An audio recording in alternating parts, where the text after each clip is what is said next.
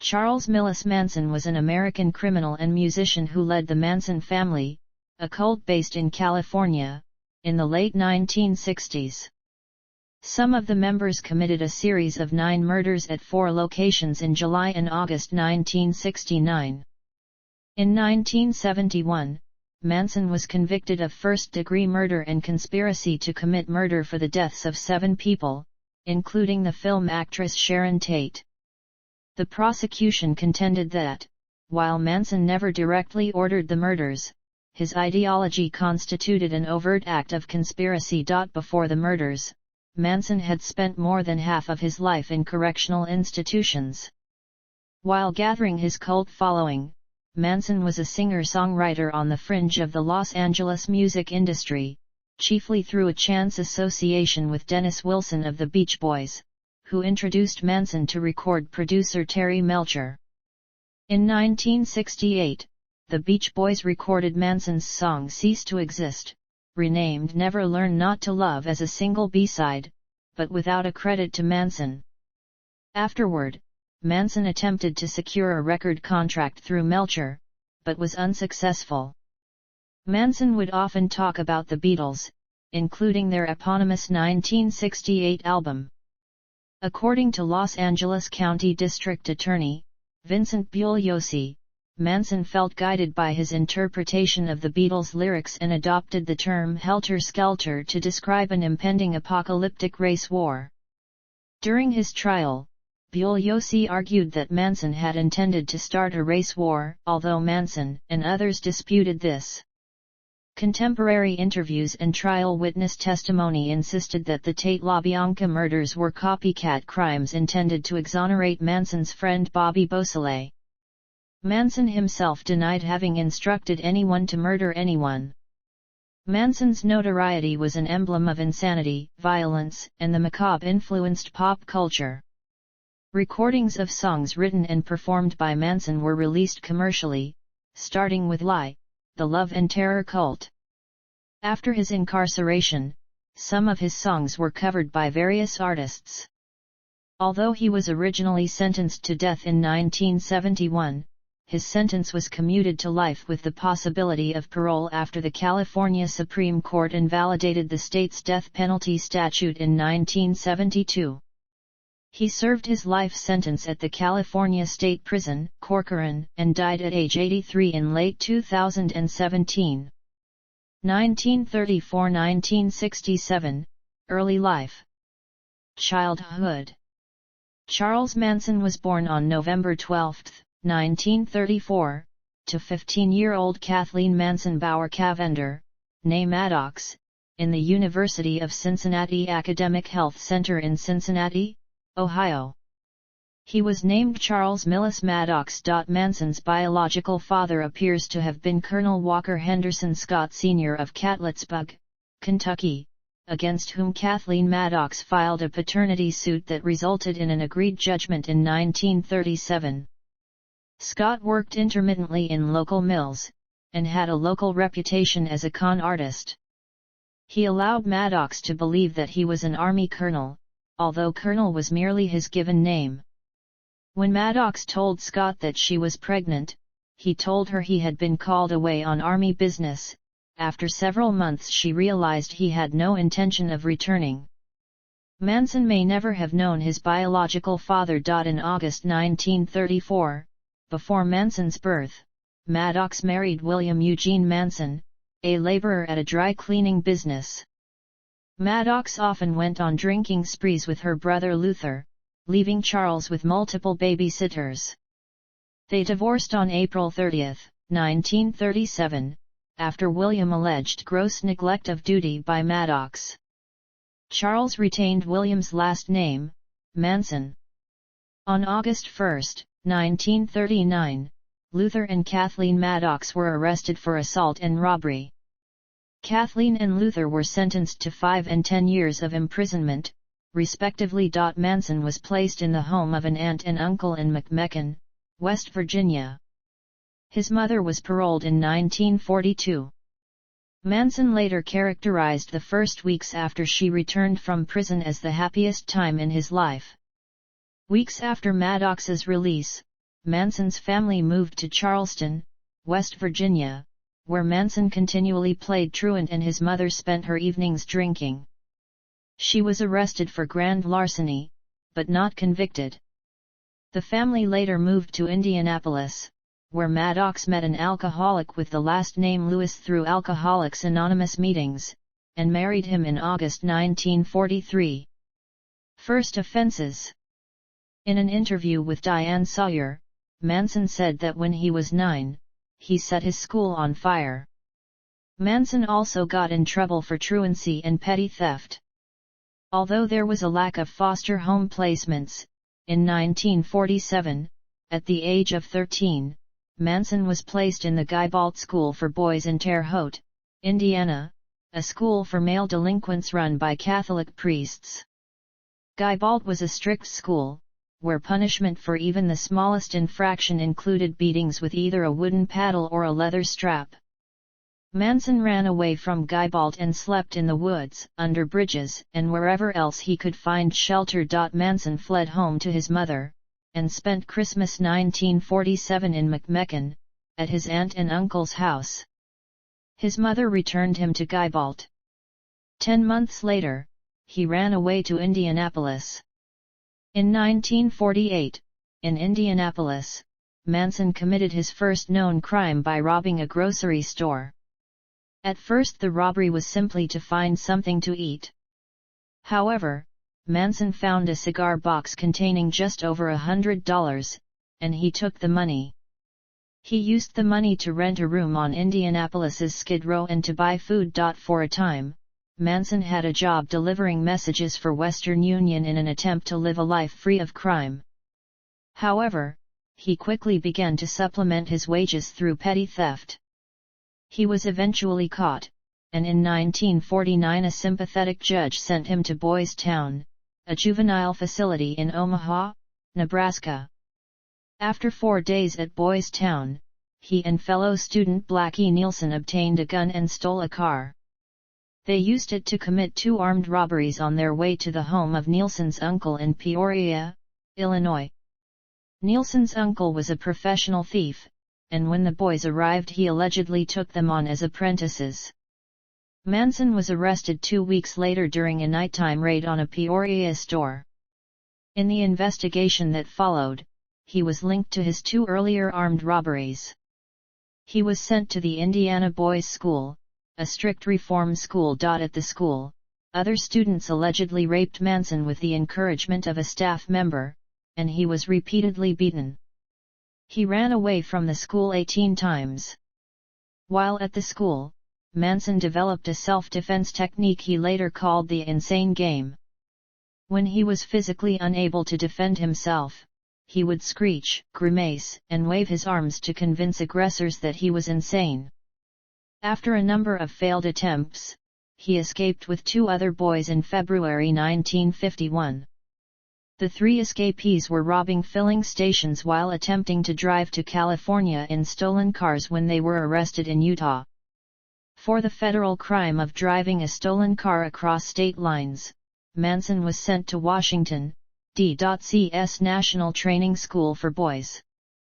On arrival he was given aptitude tests which determined that he was illiterate, but had an above-average IQ of 109. His caseworker deemed him aggressively antisocial. First imprisonment. On a psychiatrist's recommendation, Manson was transferred in October 1951 to Natural Bridge Honor Camp, a minimum security institution. His aunt visited him and told administrators she would let him stay at her house and would help him find work. Manson had a parole hearing scheduled for February 1952.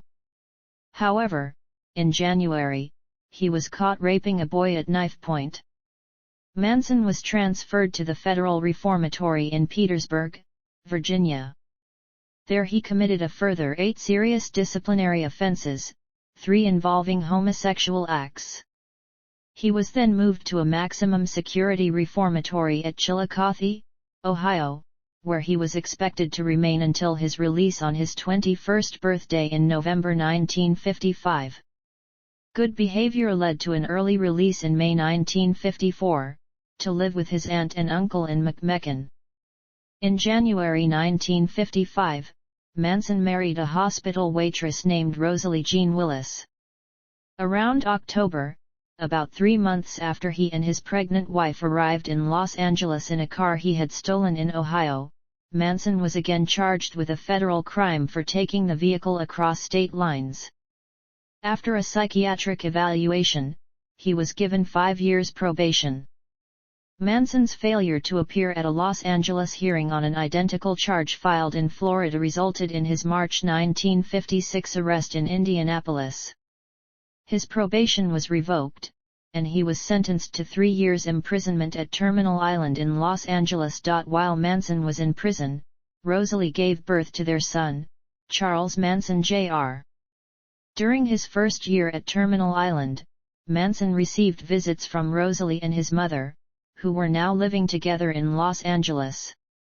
In March 1957, when the visits from his wife ceased, his mother informed him Rosalie was living with another man. Less than 2 weeks before a scheduled parole hearing, Manson tried to escape by stealing a car. He was given 5 years probation and his parole was denied. Second imprisonment. Manson received 5 years parole in September 1958, the same year in which Rosalie received a decree of divorce. By November, he was pimping a 16-year-old girl and was receiving additional support from a girl with wealthy parents. In September 1959, he pleaded guilty to a charge of attempting to cash a forged U.S. Treasury check, which he claimed to have stolen from a mailbox. The latter charge was later dropped.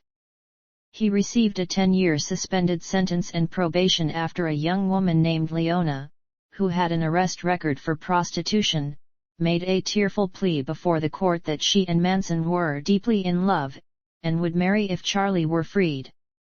Before the year's end, the woman did marry Manson, possibly so she would not be required to testify against him. Manson took Leona and another woman to New Mexico for purposes of prostitution, resulting in him being held and questioned for violating the Mann Act. Though he was released, Manson correctly suspected that the investigation had not ended. When he disappeared in violation of his probation, a bench warrant was issued. An indictment for violation of the Mann Act followed in April 1960. Following the arrest of one of the women for prostitution, Manson was arrested in June in Laredo, Texas, and was returned to Los Angeles. For violating his probation on the check-cashing charge, he was ordered to serve his 10-year sentence. Manson spent a year trying unsuccessfully to appeal the revocation of his probation. In July 1961, he was transferred from the Los Angeles County Jail to the United States Penitentiary at McNeil Island, Washington. There, he took guitar lessons from Barker Karpus gang leader Alvin Creepy Karpus, and obtained from another inmate a contact name of someone at Universal Studios in Hollywood, Phil Kaufman. Among his fellow prisoners during this time was Danny Trejo, who participated in several hypnosis sessions. According to Jeffkin's 2013 biography of Manson, his mother moved to Washington state to be closer to him during his McNeil Island incarceration, working nearby as a waitress. Although the Mann Act charge had been dropped, the attempt to cash the Treasury check was still a federal offense. Manson's September 1961 annual review noted he had a tremendous drive to call attention to himself, an observation echoed in September 1964. In 1963, Leona was granted a divorce. During the process she alleged that she and Manson had a son, Charles Luther. According to a popular urban legend, Manson auditioned unsuccessfully for the Monkees in late 1965. This is refuted by the fact that Manson was still incarcerated at McNeil Island at that time. In June 1966, Manson was sent for the second time to Terminal Island in preparation for early release. By the time of his release day on March 21, 1967, he had spent more than half of his 32 years in prisons and other institutions. This was mainly because he had broken federal laws. Federal sentences were, and remain, much more severe than state sentences for many of the same offenses. Telling the authorities that prison had become his home, he requested permission to stay. 1968, San Francisco and cult formation. Parolee and patient. Less than a month after his 1967 release from prison, Manson moved to Berkeley from Los Angeles, which could have been a probation violation. Instead, after calling the San Francisco probation office upon his arrival, he was transferred to the supervision of criminology doctoral researcher and federal probation officer Roger Smith. Until the spring of 1968, Smith worked at the Haight-Ashbury Free Medical Clinic, which Manson and his family frequented throughout their stay in the Haight. Roger Smith, as well as the HAFMC's founder David E. Smith, received funding from the National Institutes of Health, and reportedly the CIA to study the effects of drugs like LSD and methamphetamine on the counterculture movement in Haight-Ashbury. The patients at the clinic became subjects of their research, including Manson and his expanding group of female followers, who came to see Roger Smith regularly. Manson received permission from Roger Smith to move from Berkeley to the Haight-Ashbury district in San Francisco. He first took LSD and would use it frequently during his time there. David Smith, who had studied the effects of LSD and amphetamines in rodents, wrote that the change in Manson's personality during this time was the most abrupt Roger Smith had observed in his entire professional career. Manson also read the book Stranger in a Strange Land, a science fiction novel by Robert A. Heinlein. Inspired by the burgeoning free love philosophy in Haight-Ashbury during the Summer of Love, Manson began preaching his own philosophy based on a mixture of Stranger in a Strange Land, the Bible, Scientology, Dale Carnegie and the Beatles, which quickly earned him a following. Cult formation. Manson had already gained his first follower at the UC Berkeley campus, librarian Mary Brunner. He talked her into letting him sleep at her house for a few nights, an arrangement that quickly became permanent. He then met Lynette Squeaky Fromm, a runaway teen, and convinced her to live with him and Brunner. Manson soon began to attract large crowds of listeners and some dedicated followers. He targeted individuals for manipulation who were emotionally insecure and social outcasts. In his book Love Needs Care about his time at the HAFMC, David Smith claims that Manson attempted to reprogram their minds to submit totally to his will through the use of LSD and unconventional sexual practices that would turn his followers into empty vessels that would accept anything he poured. Manson family member Paul Watkins testified that Manson would encourage group LSD trips and take lower doses himself to keep his wits about him. Watkins said that Charlie's trip was to program us all to submit.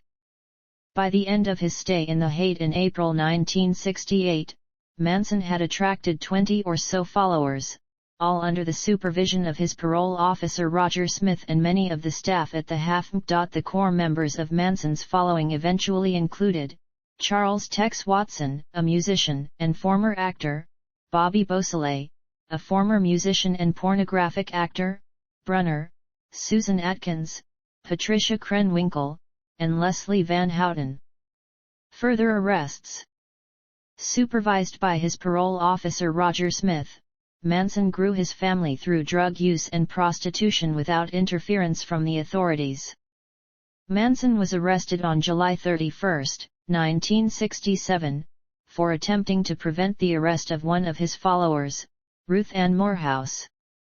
Instead of Manson being sent back to prison, the charge was reduced to a misdemeanor and Manson was given 3 additional years of probation. He avoided prosecution again in July 1968, when he and the family were arrested while moving from San Francisco to Los Angeles with the permission of Roger Smith, when his bus crashed into a ditch where Manson and members of his family, including Brunner and Manson's newborn baby, were found sleeping naked by police. Afterwards, he was again arrested and released only a few days later, this time on a drug charge. Doomsday beliefs. The Manson family developed into a doomsday cult when Manson became fixated on the idea of an imminent apocalyptic race war between America's black population and the larger white population. A white supremacist, Manson told some of the Manson family that black people in America would rise up and kill all white people except for Manson and his family, but that they were not intelligent enough to survive on their own, they would need a white man to lead them, and so they would serve Manson as their master.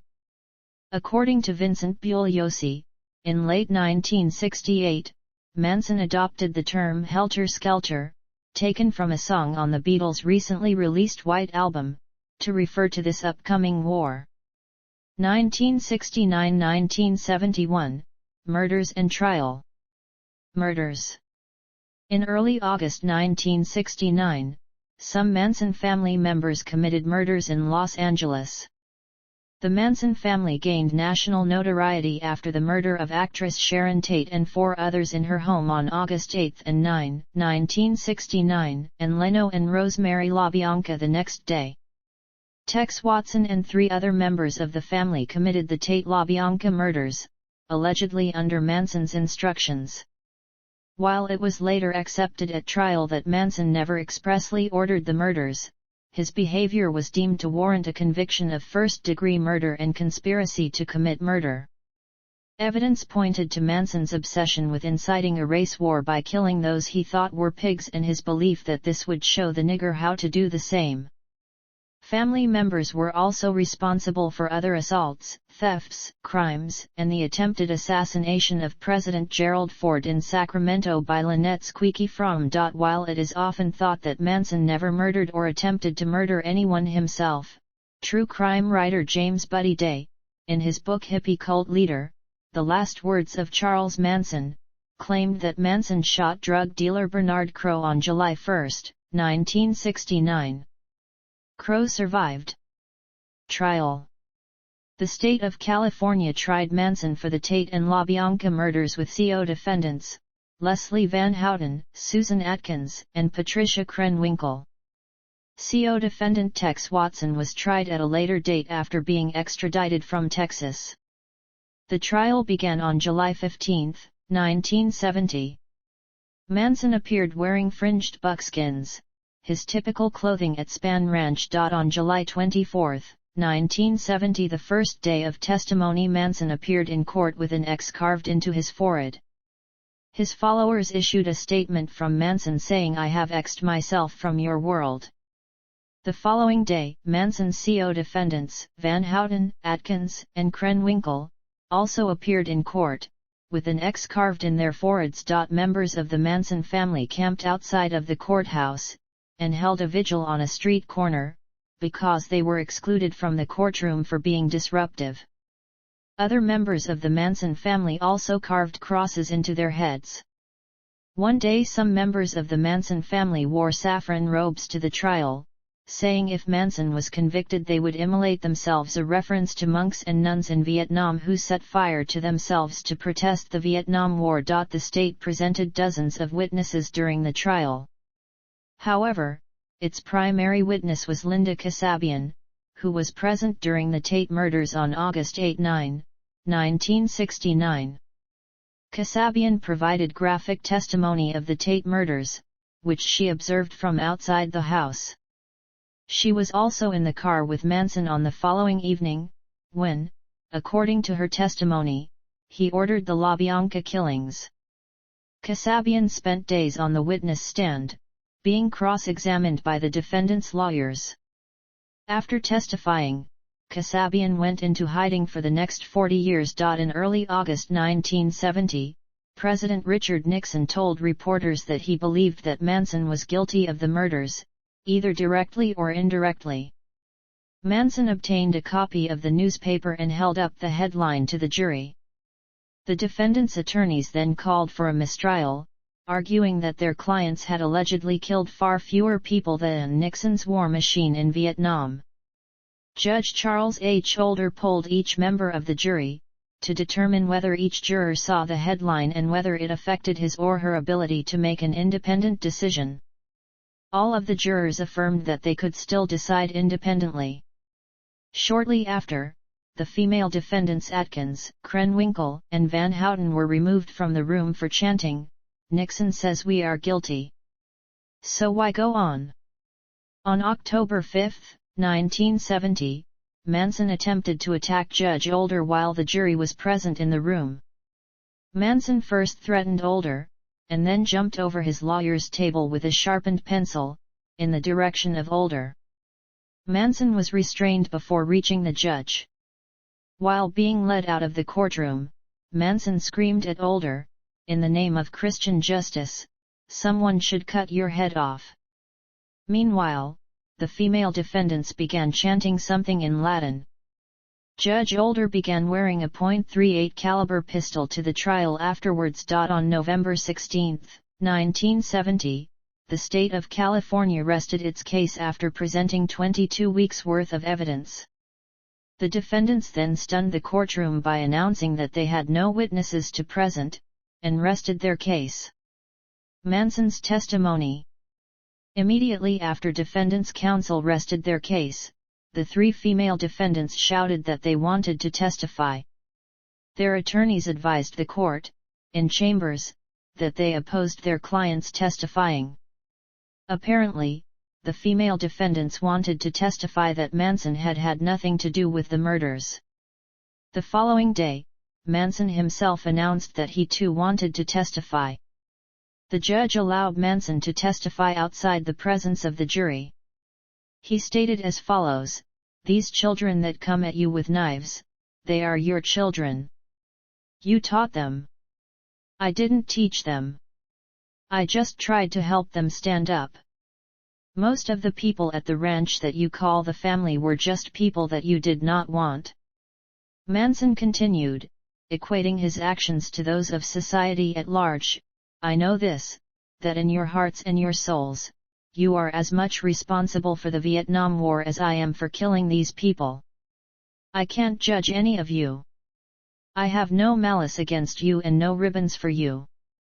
But I think that it is high time that you all start looking at yourselves, and judging the lie that you live in." Manson concluded, claiming that he too was a creation of a system that he viewed as fundamentally violent and unjust. "My father is the jailhouse. My father is your system. I am only what you made me.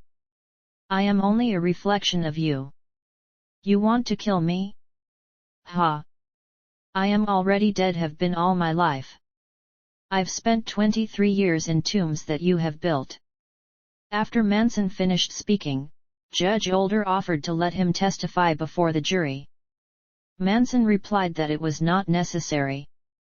Manson then told the female defendants that they no longer needed to testify. On November 30, 1970, Leslie Van Houten's attorney, Ronald Hughes, failed to appear for the closing arguments in the trial.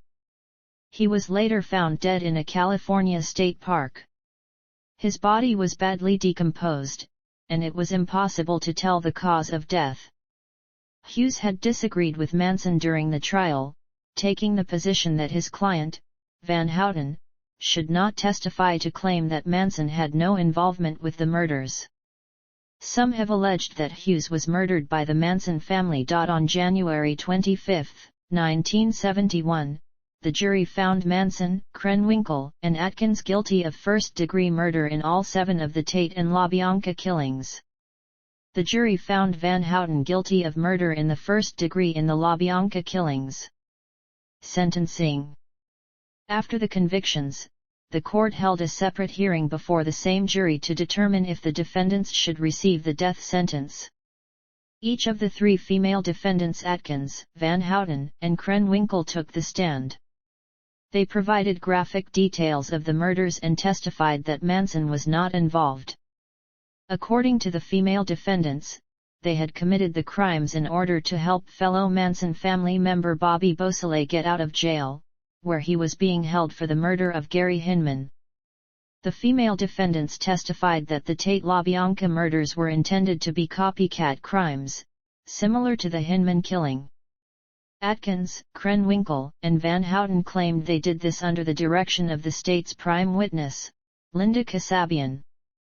The defendants did not express remorse for the killings. On March 4, 1971, during the sentencing hearings, Manson trimmed his beard to a fork and shaved his head, telling the media, "I am the devil, and the devil always has a bald head." However, the female defendants did not immediately shave their own heads. The state prosecutor, Vincent Bugliosi, later speculated in his book, Helter Skelter, that they refrained from doing so, in order to not appear to be completely controlled by Manson. On March 29, 1971, the jury sentenced all 4 defendants to death. When the female defendants were led into the courtroom, each of them had shaved their heads, as had Manson. After hearing the sentence, Atkins shouted to the jury, "Better lock your doors and watch your kids." The Manson murder trial was the longest murder trial in American history when it occurred, lasting 9.5 months. The trial was among the most publicized American criminal cases of the 20th century and was dubbed the trial of the century. The jury had been sequestered for 225 days, longer than any jury before it. The trial transcript alone ran to 209 volumes or 31,716 pages. 1971–2017, third imprisonment. Post-trial events. Manson was admitted to state prison from Los Angeles County on April 22, 1971, for 7 counts of first-degree murder and 1 count of conspiracy to commit murder for the deaths of Abigail Ann Folger, Wojciech Frykowski, Stephen Earl Parent, Sharon Tate Polanski, Jay Sebring, and Leno and Rosemary LaBianca. As the death penalty was ruled unconstitutional in 1972, Manson was resentenced to life with the possibility of parole. His initial death sentence was modified to life on February 2, 1977.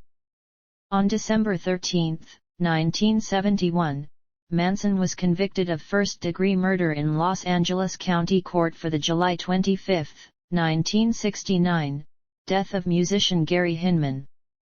He was also convicted of first-degree murder for the August 1969 death of Donald Jerome Shorty Shea. Following the 1972 decision of California v. Anderson, California's death sentences were ruled unconstitutional and that any prisoner now under a sentence of death may file a petition for writ of habeas corpus in the Superior Court inviting that court to modify its judgment to provide for the appropriate alternative punishment of life imprisonment or life imprisonment without possibility of parole specified by statute for the crime for which he was sentenced to death. Manson was thus eligible to apply for parole after 7 years incarceration. His first parole hearing took place on November 16, 1978. At California Medical Facility in Vacaville, where his petition was rejected. 1980s–1990s. In the 1980s, Manson gave 4 interviews to the mainstream media. The first, recorded at California Medical Facility and aired on June 13, 1981, was by Tom Snyder for NBC's The Tomorrow Show. The second, recorded at San Quentin State Prison and aired on March 7, 1986, was by Charlie Rose for CBS News Nightwatch, and it won the National News Emmy Award for Best Interview in 1987. The third, with Geraldo Rivera in 1988, was part of the journalist's primetime special on Satanism. At least as early as the Snyder interview, Manson's forehead bore a swastika in the spot where the X carved during his trial had been. Nicholas Schreck conducted an interview with Manson for his documentary Charles Manson Superstar. Schreck concluded that Manson was not insane but merely acting that way out of frustration. On September 25, 1984, Manson was imprisoned in the California Medical Facility at Vacaville when inmate Jan Holmstrom poured paint thinner on him and set him on fire, causing second- and third-degree burns on over 20% of his body. Holmstrom explained that Manson had objected to his Hare Krishna chants and verbally threatened him. After 1989, Manson was housed in the Protective Housing Unit at California State Prison, Corcoran, in Kings County. The unit housed inmates whose safety would be endangered by general population housing. He had also been housed at San Quentin State Prison, California Medical Facility in Vacaville, Folsom State Prison and Pelican Bay State Prison. In June 1997, a prison disciplinary committee found that Manson had been trafficking drugs. He was moved from Corcoran State Prison to Pelican Bay State Prison a month later. 2017. On September 5, 2007, MSNBC aired The Mind of Manson, a complete version of a 1987 interview at California's San Quentin State Prison. The footage of the unshackled, unapologetic, and unruly Manson had been considered so unbelievable that only 7 minutes of it had originally been broadcast on Today, for which it had been recorded. In March 2009, a photograph of Manson showing a receding hairline, grizzled gray beard and hair, and the swastika tattoo still prominent on his forehead was released to the public by California corrections officials. In 2010, the Los Angeles Times reported that Manson was caught with a cell phone in 2009 and had contacted people in California, New Jersey, Florida, and British Columbia. A spokesperson for the California Department of Corrections stated that it was not known if Manson had used the phone for criminal purposes. Manson also recorded an album of acoustic pop songs with additional production by Henry Rollins, titled Completion. Only 5 copies were pressed, 2 belong to Rollins, while the other 3 are presumed to have been with Manson. The album remains unreleased. Illness and death. On January 1, 2017, Manson was being held at Corcoran Prison, when he was rushed to Mercy Hospital in downtown Bakersfield, because he had gastrointestinal bleeding. A source told the Los Angeles Times that Manson was very ill, and TMZ reported that his doctors considered him too weak for surgery that normally would be performed in cases such as his. He was returned to prison on January 6, and the nature of his treatment was not disclosed.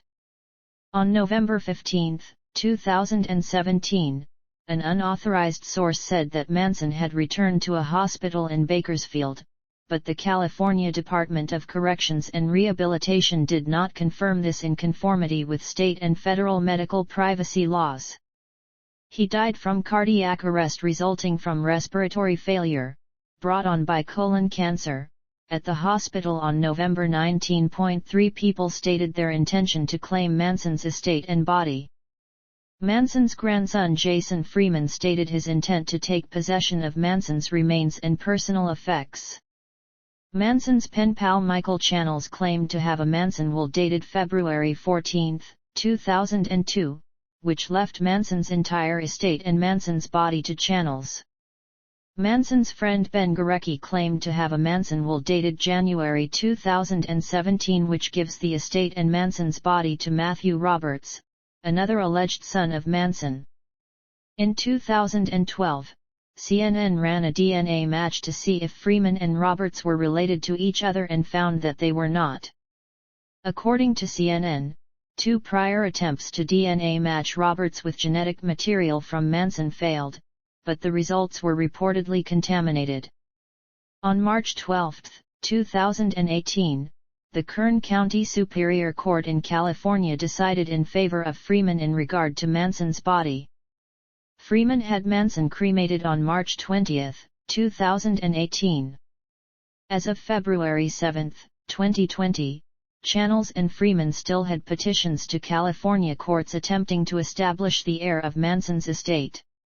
At that time, Channels was attempting to force Freeman to submit DNA to the court for testing. Personal life.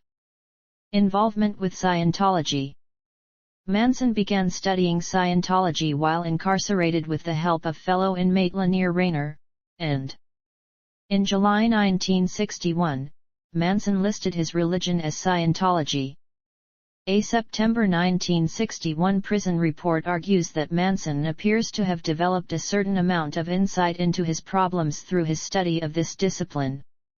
Upon his release in 1967, Manson traveled to Los Angeles where he reportedly met local Scientologists and attended several parties for movie stars. Manson completed 150 hours of auditing. Manson's right-hand man, Bruce M. Davis, worked at the Church of Scientology headquarters in London from November 1968 to April 1969. Relationships and alleged child. In 2009, Los Angeles disc jockey Matthew Roberts released correspondence and other evidence indicating that he might be Manson's biological son. Roberts' biological mother claims that she was a member of the Manson family who left in mid-1967 after being raped by Manson. She returned to her parents' home to complete the pregnancy, gave birth on March 22, 1968, and put Roberts up for adoption. CNN conducted a DNA test between Matthew Roberts and Manson's known biological grandson Jason Freeman in 2012, showing that Roberts and Freeman did not share DNA.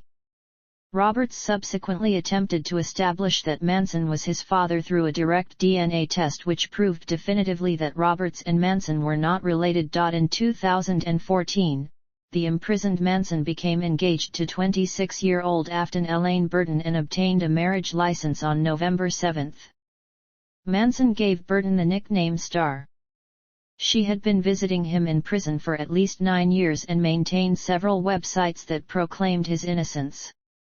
The wedding license expired on February 5, 2015, without a marriage ceremony taking place.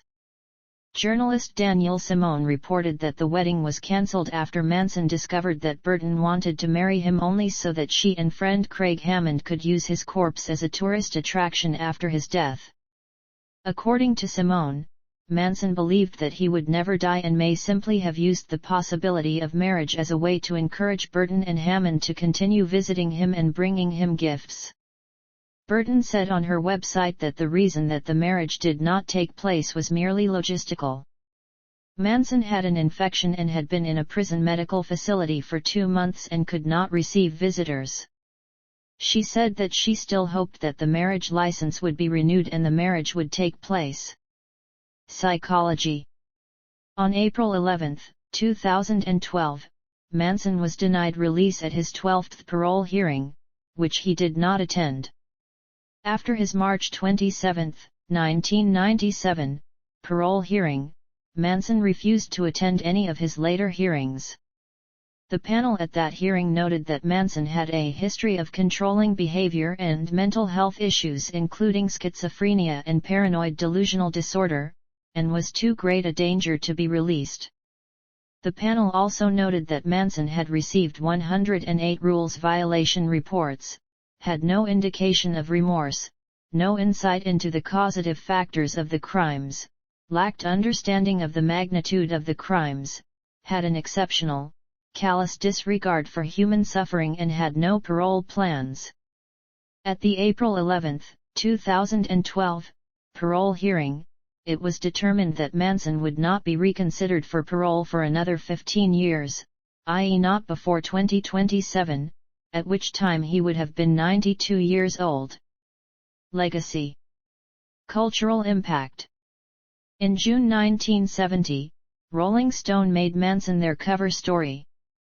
Bernardine Dorn of the Weather Underground reportedly said of the Tate murders, "Dig it, first they killed those pigs, then they ate dinner in the same room with them, then they even shoved a fork into a victim's stomach. Wild." Manson fanatic James Mason claimed to be acting on a suggestion from Charles Manson based on his interpretation of something Manson said in a televised interview, when Mason founded the Universal Order, a neo-Nazi group that has influenced other movements such as the terrorist group the Atomwaffen Division. Bugliosi quoted a BBC employee's assertion that a neo-Manson cult existed in Europe, represented by approximately 70 rock bands playing songs by Manson and songs in support of him. Music. Manson was a struggling musician, seeking to make it big in Hollywood between 1967 and 1969. The Beach Boys did a cover of one of his songs. Other songs were publicly released only after the trial for the Tate murders started.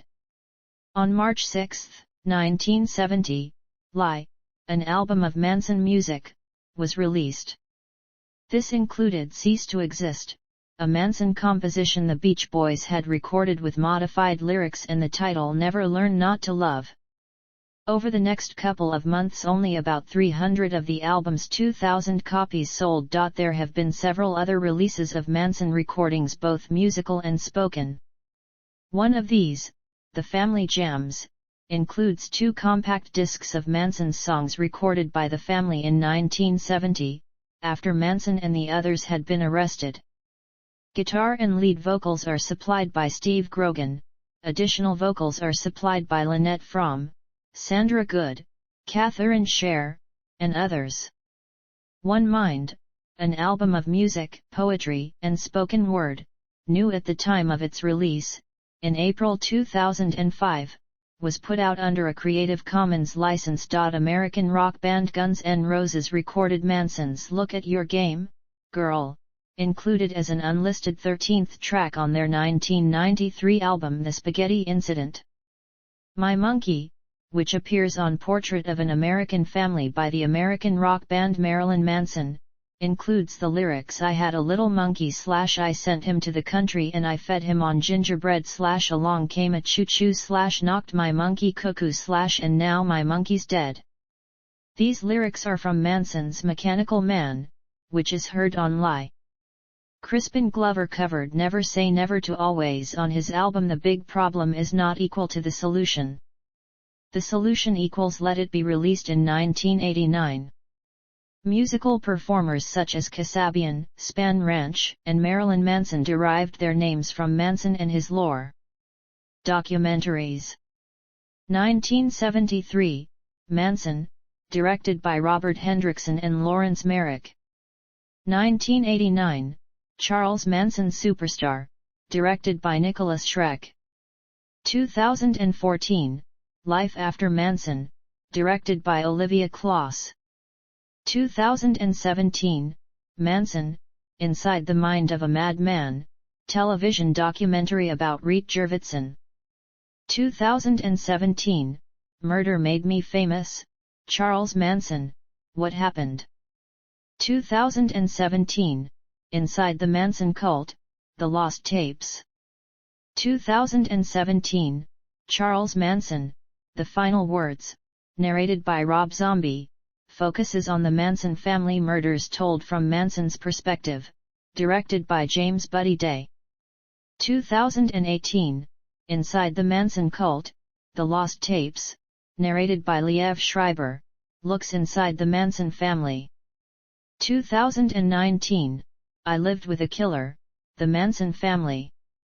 Diane Lake discusses what she witnessed of Manson's peace and love hippie philosophy as it became dark, dangerous, and evil.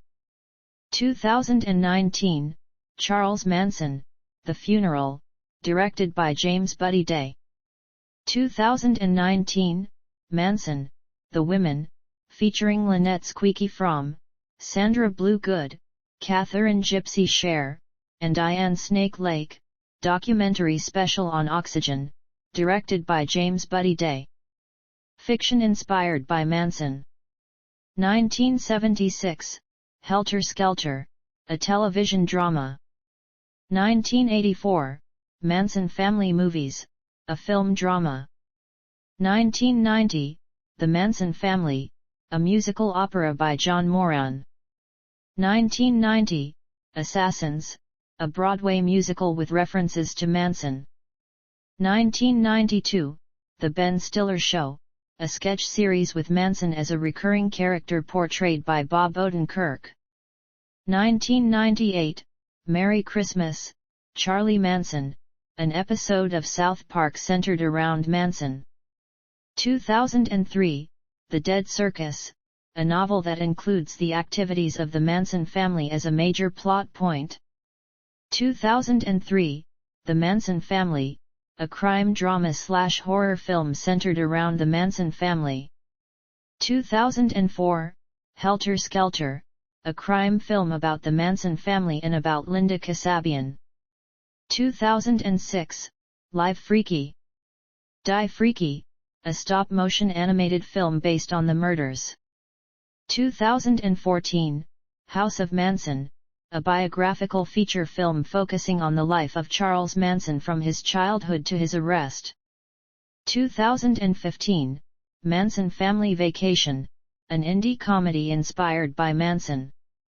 2015-16, Aquarius, a television crime drama that includes storylines inspired by actual events which involved Manson. 2016, The Girls, a novel by Emma Cline loosely inspired by the Manson family. 2016, Wolves at the Door, a horror film directed by John R. Leonetti loosely based on the murder of Sharon Tate. 2017, Mindhunter, the first episode of Season 1 used Manson as a case study. Manson is then featured in the second season. 2017, American Horror Story, Cult, the seventh season of the horror anthology series American Horror Story. 2018, Charlie Says, a film centered around Manson and three of his followers. 2019, The Haunting of Sharon Tate, directed by Daniel Ferrens, the film revolves around Sharon Tate during the last evening of her life. 2019, Once Upon a Time in Hollywood, directed by Quentin Tarantino, the film has a plot revolving around Manson and the Manson family. 2019, Zeroville, a film that starts in the aftermath of the Sharon Tate murders in Los Angeles, with the main character suspected of being involved. Manson is portrayed by Scott Hayes.